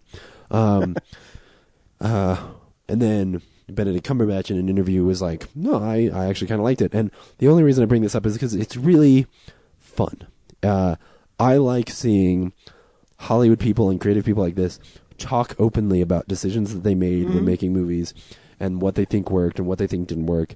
Because whether I agree with J.J. Abrams or not, and I don't even think I'm going to say whether I agree with him, I think it's cool that he got out there and said it and was open about it and said, hey, this is a place where I think I failed, and this is where, because when they're making this shit, they have no idea how people are going to react. But I also think, too, that I think it's more of a hindsight thing. No, totally. Because Totally I don't think he made a mistake in keeping it secret. I think he realized maybe if I told people who he was originally, maybe it would have, it sounds silly that a $270 million movie could have made more money, but I see what he's saying. He's saying maybe if I let people in on the secret of Khan, then it would have a bigger impact. Yeah. And that interview, that article you have there is really funny because it says Benedict Cumberbatch calls J.J. Abrams a dickhead. Yep, that's why I brought this up too. And see, because that article is really misleading. Yeah, because good job, he's film. because the whole article is like, what a dickhead! If I would have known, I could have talked more. Because he's basically saying that he couldn't say anything. Yeah, he's not calling him a dickhead. No, it's such a horrible title for an article, and so reflective of how Slash Film's been written for a while. But I just think it's fun to see like people like J.J. Abrams out there talking about this stuff. And he maybe he learned his mistakes, and in Star Wars, maybe he's going to open up a little more and let people in. Yeah, because it worked really well for Super 8, where he didn't. Right. But again, you never know. Yeah, it's just an interesting conversation to be had, and it's interesting to have him in on it. Yeah, because it's a conversation that we usually have as fans, or as critics or reviewers, where we sit here and talk about like, if he had revealed that earlier, would more people have been down with the way it was revealed, or could they have treated it in a different way that was better? But to have somebody from that creative team actually talk about it, it's just really cool. And that's why I love J.J. Abrams, because I think he still is such a fan of film that he's like us, where he's going to analyze, did I do this right? Should I have done it a different way? So nothing but respect for J.J. And very last piece of comic book movie news is that they're making more X-Men movies. There's hints this week that the next X-Men movie is going to be about Apocalypse, which doesn't excite me at all. And of course they're making more Fantastic Four movies. And the guy who's sort of been writing those movies, and he's also involved in Star Wars and everything else right now, Simon Kinberg. I guess the news is that like he's going to write like this more expanded universe out of X-Men and Fantastic Four, which I don't want X-Men and Fantastic Four to be in the same universe. I really don't give a shit about. It's weird. They don't those really two fit the same. Yeah, no, it's really just Fox wanting to have their own version of Marvel or of Avengers, which is never going to happen. Nope. So they should just focus on making good X-Men movies and good Fantastic Four movies. Yeah, I'd love to see a good Fantastic Four movie. Yeah, wouldn't that be Which cool? I don't think the original ones are that bad. They just could be better. Yeah. All right, here is the box office numbers from last week. This is the box office stats. Staying at number 1 was The Hunger Games, catching fire with $74 million. That's a lot of money. Mm-hmm. Disney's Frozen was number 2 with $67 million. That's over the 3 days. If you count the 4 days, it was like 94, and Hunger Games was like 115 or something. I love because Frozen only opened in one theater last week, and so the next week it jumped like 27,000% in revenue. Yeah. I love seeing that. That's really funny. The big news, though, is the movie we saw, Old Boy, opened in 17th place, $850,000, one of the biggest bombs in movie history. Yep. Not surprised. Yeah. I don't think I've ever seen a trailer for that movie. Yeah, they dumped it. They did. I don't think they knew what to do with it. Yeah. So they're like, it looks okay right here. Whatever. We'll just put it there. We'll see what happens. Yeah, right up against Hunger Games and a Disney movie. Great idea. Yeah. Thanks Box Office Mojo. You guys give us all our box office info. And now, this is what's coming out on Blu-ray and DVD. DVD releases and Blu-rays. The big release is Despicable Me 2. One of the biggest movies of the year. I think it made like $370 million or something. Of course, we've already mentioned Fast and Furious 6 also comes out. Doctor Who, is that the 50th anniversary one you're talking about? Yeah, that's the episode, the 50th anniversary. How long is that episode? It's like 2 hours, hour and a half. Yeah. Well, because it was in the theaters, wasn't it, in 3D or something? Well, yeah, they did like a theatrical release, I think, in Regal theaters, for like a day or something. Oh. You didn't highlight. Oh, there it is. Futurama comes out, Volume 8, the last volume of Futurama. You glazed over Teen Wolf, I guess, because it's not important. I was pushing it back to the end when we talk about the real dumb shit. Oh, okay. Yeah. The third season is Teen Wolf. That's been on for 3 seasons? Yeah. The fuck? That Keanu Reeves movie, The Man from Tai Chi, that I keep seeing stuff for. I don't know if it's actually good or not. Mm-hmm. Adore, which is the movie where Naomi Watson, oh shit. Mimi Rapice? No. No, that's the other lesbian movie. Robin Wright, where the two of them like have sex with each other's kids. I get it because they're cute. Yeah, I don't know. It looks weird. There's that movie, The Ultimate Gift, that I know nothing about, but it was a movie. Jane Mansfield's Car, which was like a rainy movie. Oh shit! Battle of the Year, Josh Holloway's dance flick. When I saw that preview and he was in it, I said, "Really? Really, Sawyer? All right. Yeah, right. It's so weird. Mm-hmm. And then there's a 25th anniversary release of Big, which that's cool. I love that movie. Yeah, I might pick that up. That's a good one. So Digital Bits is the one who supplies us with all our needs for Blu-rays, and then we link to Amazon, and Amazon Prime gives up to us for a sweet deal. I always have a comic book. I'm gonna have a comic book that surprises you this week. Cool. So I've not been the biggest fan of Superior Spider-Man, but the last few issues have me intrigued. Now, I'm not telling you have to go out and get Superior Spider-Man, but I will tell you that the last few issues are actually been pretty good.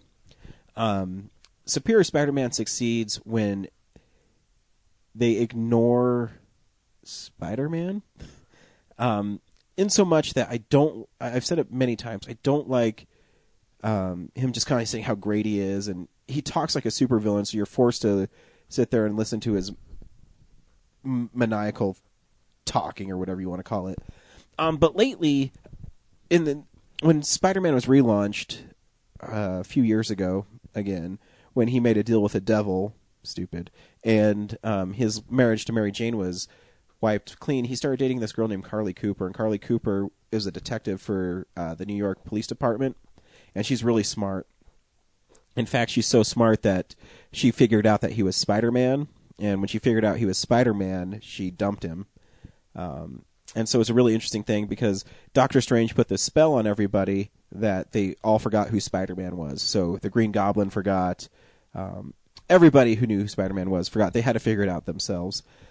So in the Superior Spider-Man, before Spider-Man, Peter Parker died in 700, he told Carly that he was not Otto Octavius, that he was Peter Parker. And first she just thought he was, a raving madman. And slowly but surely they keep on dropping these hints that she's starting to figure it out. And she's been keeping a journal about what's been going on with Peter. And she realizes, it was about 5 or 6 issues ago, that he was telling the truth, that Peter Parker really died, and that Otto Octavius is now Spider-Man. So she's been trying to find a way that she can break it to him and figure out a way to save Peter. So she visits Otto Octavius's grave, and she puts some flowers down. She says, no one cared who you were when you died, but I know who you really were. I knew you were this hero. And she falls into the grave, and there's no body there. And then this hand grabs and pulls her up and flies her away. So it cuts to, and the Green Goblin's kind of been showing up lately, and they're preparing for a thing called Goblin War. And so he has the Hobgoblin and Menace, these two other Goblin characters in Spider-Man books, working for him, and he has all these Goblin minions and these people who work for him. Now, they don't say who the Green Goblin is. My guess is it's actually Harry Osborn, because there's this little Goblin kid flying around. I think it's his son. But what makes this issue of Superior Spider-Man really good is Carly Cooper is captured, and Menace gives the Green Goblin his journal, and the Green Goblin reads it, and he's like very interesting indeed. So the Green Goblin knows a secret now too. So I think it's going to add a whole new dimension to it. I really like those subplots. So if you're looking for a Spider-Man book, don't get Superior, unless there's a way you can edit out the Spider-Man part in it, and you just get the subplots of them trying to, the Green Goblin and Carly Cooper, and that stuff's really interesting. Yeah, that does sound cool. So hopefully, I think it will resolve soon, because I think issue 28, because solicitations are so far in advance, is called The End. So I'm really hoping that Peter finds a way to come back, and I'm sure it will. And I think it'd be awesome if the Green Goblin made Peter come back as Spider-Man, because he realized how much it's like a reverse, like, I don't like you as Spider-Man because you're not Spider-Man. Like a very Joker-Batman relationship. Yeah, so we'll see how it goes. I don't have that much faith in Dan Slott, so we'll see. But I love that the Green Goblin's been in it recently, and you don't know who the Green Goblin is. And it may not be a good story he tells, but at least right now you feel like the good thing will be that it will end. Yeah. Again, the subplots are really good. The other stuff, not so much. Cool. So yeah, pick up the latest issues of Superior Spider-Man if you're interested in seeing a mystery. Man, we finally made it, James. Yeah. We finally made it to our movie of the week. James, should people go see Frozen? Yeah, absolutely. I think this is one of the best movies of the year.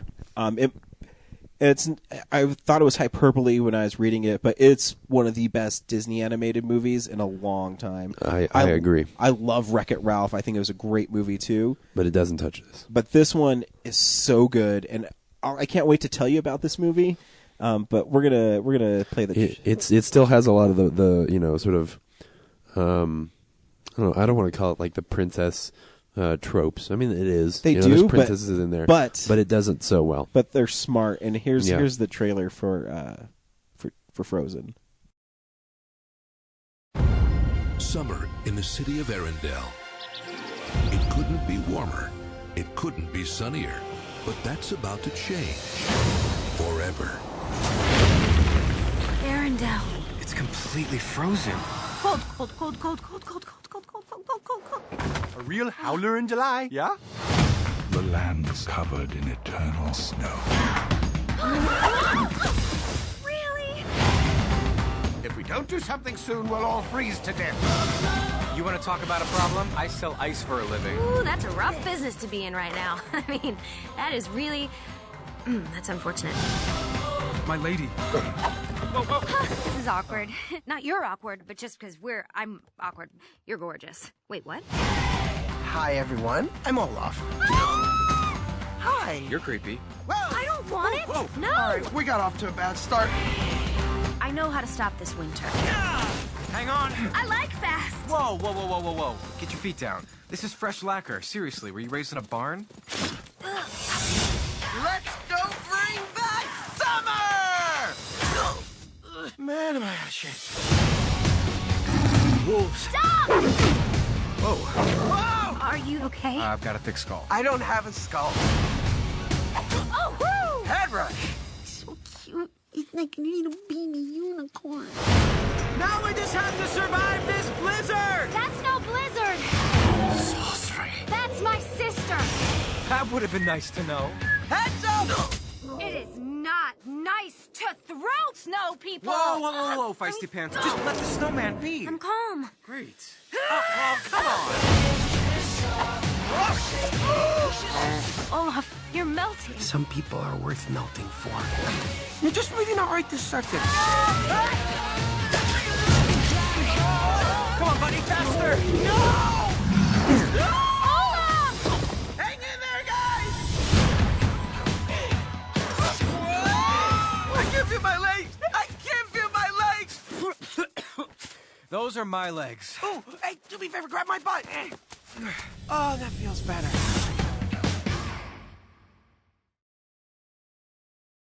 That's a horrible trailer. It is. It's not good. Like I didn't want to see this movie. I totally was dismissing it. I know. I was begging you guys to go see it with me, and you guys. I was going to see it this week, but I was sick. Yeah. So I really didn't want to go out and see it. I hadn't heard you say anything about it until last week when we were going to see Old Boy, and you said it, and I was like, really? Like, because I had paid no attention. I didn't realize people were talking about it. Because I watched the trailers for it, and I was just like, wow, what is this piece of shit that they are dumping in November? It just did not seem like something we're seeing. So Frozen tells a story. It's a kind of a telling of Hans Christian Andersen's The Snow Queen, where these two sisters, they're both princesses. One has the ability to freeze stuff that's never really explained. She just has like an Iceman power. She's a mutant. Yeah. And so at the beginning, the girls are all playing and they're having fun. And Anna's her sister, and what's the other girl's name? Oh shit, we're horrible. Elena. Whatever. Shit. So the Ice Queen shoots Anna, and it hits her in the head. And they go and visit trolls because they're worried that she's not going to make it. But the trolls say to her, as long as she doesn't hit her in the heart, we can change that. We just have to fix her mind. And the way to undo the magic of freezing her is to make her forget about all the magic. Exactly. So it's kind of a sad story where the sisters who are really close can no longer be together. It's the best part of the movie. And it's what they don't tell you about too in the trailer for this is a musical that has some of the best music and show-stopping numbers that I've seen in a long time. Yeah. And by the way, too, this movie is fucking beautiful. Oh gosh, yeah. It's a great looking movie. So anyways, the girls grow up, and the one queen, who James is going to look up her name right now, so we don't have to call her the Ice Queen anymore. Elsa is being coronated, and she's afraid to touch things because when she touches things... Wait. You skip over like the most heartbreaking part of this movie, and part of why I think it is so good and so unique, is the first song that we get is this song where the younger sister, Anna, who... At first, you think this movie is going to be about Elsa, this magical sister. And you very quickly realize, no, this movie is really about Anna, and she is growing up outside this door. Her sister sort of locked herself up in her room, and all she wants is for her sister to play with her. Mm-hmm. And she sings this song, and the song, like, jumps forward in time, and it's absolutely heartbreaking. It is. Because it's this sister who... wants to be friends with her sister and doesn't know that her sister is, like, holding her at arm's distance in order to protect her. It's a really mature and interesting story. And on top of that, we don't get, like, there's plenty of A River Runs Through It, brother movies out there. There's not a lot of really good sister movies. Mm-hmm. And certainly not a lot of good movies about sisters for kids. So that, as soon as that was going on, I was just like, this is really special. Like, I was totally into it. And so at the coronation, Anna, who is impulsive because she's never seen outside people, falls in love with a guy really quick. And this is where this movie gets really, really smart. Yeah. Is she falls in love with this guy, they get engaged after knowing each other for a couple hours. One song. And that kind of sets off Elsa to go use her powers because she's hurt. And so she turns the whole kingdom to ice. And she goes up and she builds this beautiful ice castle, and where she can be left alone, and she's to her own device. But Anna takes it upon herself to go save her, and she puts in charge the Prince Hans in charge of the kingdom, and she goes away. And along the way, she meets Kristoff, who is a reindeer riding ice salesman, and they go on a quest to save their sister. Her sister. And along the way, they meet Olaf. And what I love about Olaf is he's so funny. And here's a little scene from Frozen where Olaf talks about why he can't wait for summer. Oh. Hi, everyone. I'm Olaf, and I like warm hugs. Olaf? That's right.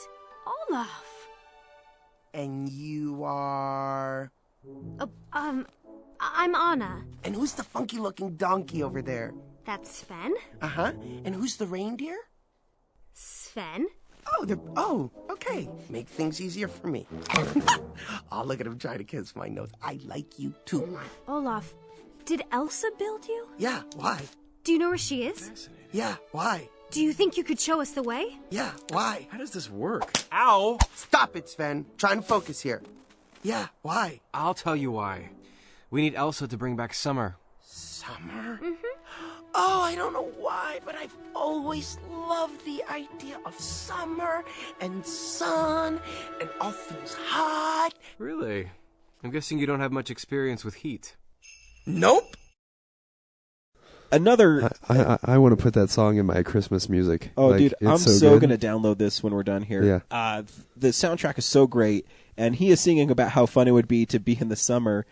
And at the end of the song that he does, Anna and Kristoff say, should we tell him that he's going to melt and die in the summer? Yeah. And Anna's like, no, you can't tell him that because it's just too heartbreaking. And so he's this fun little lovey little snowman guy, and the performances are so good.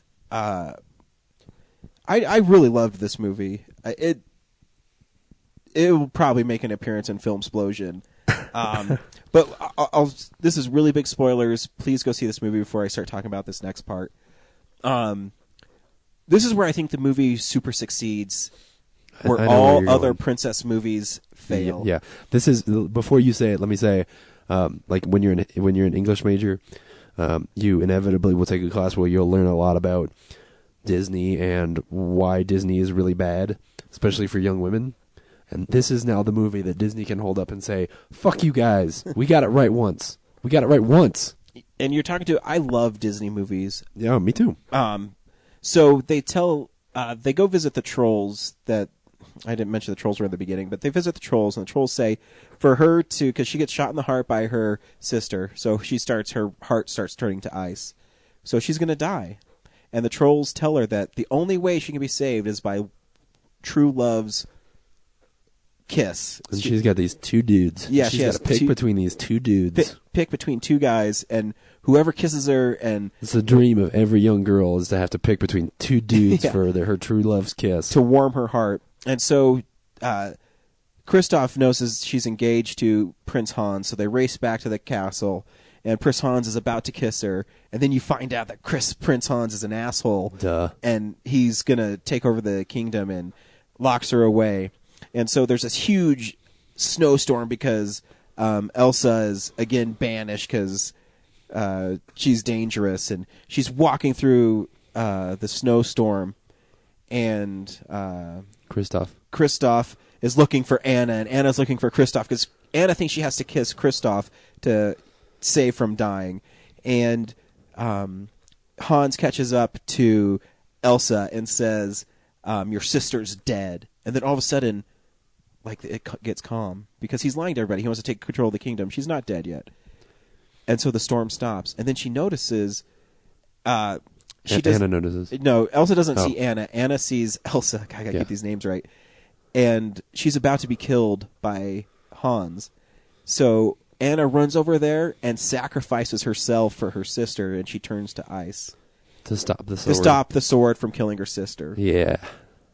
And then Anna comes back to life because her true love was she sacrificed herself for her sister. Yeah. And to me, that was one of the most beautiful things I've ever seen in film, because it basically took the Disney, a prince has to kiss you, and says, fuck you. True love is these girls that are super strong, and they don't need a fucking man to have true love. And it's a great moment because the sword shatters, and then Elsa realizes she can reverse the curse by promoting love and happiness. And they do that, and then there's even the great satisfying thing where Hans is, I forget his line, but then Anna just punches him in the face, and you're like, yeah, get him, fuck those guys. Because she even tells Kristoff to back off, that she's got it. She's got it. She's going to take care of it. And I loved this movie. I thought it was so clever. Yeah. So beautifully done. I didn't even mention the amazing Mickey Mouse short before. Yeah, that was really good. It's so cool to see Mickey Mouse being an action star again, and I bet it looks pretty amazing in 3D. They struck the tone for the black and white part just perfect. Man. Like that slapsticky. Because in the early ones, Mickey used to do that with his limbs all the time. He'd make them like rubber bandy, and so Frozen you really should see. It's one of my favorite movies of the year. I can't wait to get this on Blu-ray and watch it again. Yeah, it was really fun. So yeah. And it's funny, too. It's really funny. My favorite moment tonight, too, there's a little boy who was sitting behind us, and every time something funny would go on screen, he would laugh so loud and so happy. It was the greatest thing. Yeah. I think there was still, like... I think it's missing just a couple of, like, dramatic beats for me, which will probably be the reason it doesn't end up on my top 10, but it's still fantastic. James is fading fast, guys. I'm really running out of voice here. So go see Frozen. We both liked it.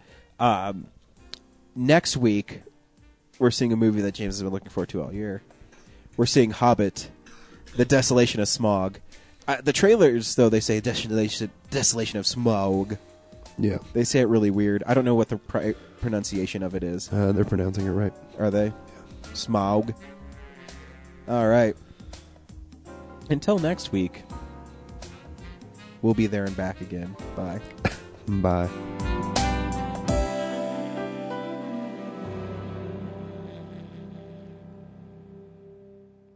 Visit our website, realnerdspodcast.com. You can tweet us at real_nerds. You can email us even, realnerds@gmail.com. Like us on Facebook. Hey, stream us on Stitcher. You want to call us? 720-6nerds5. And download us on iTunes. Just search Real Nerds. Thank you, Joe Kempter, for the wonderful voiceover, and also Spark Mandrill for the wonderful late-night jazz smooth sounds of movies. You can find them on SoundCloud. This has been a Nebulous Visions production.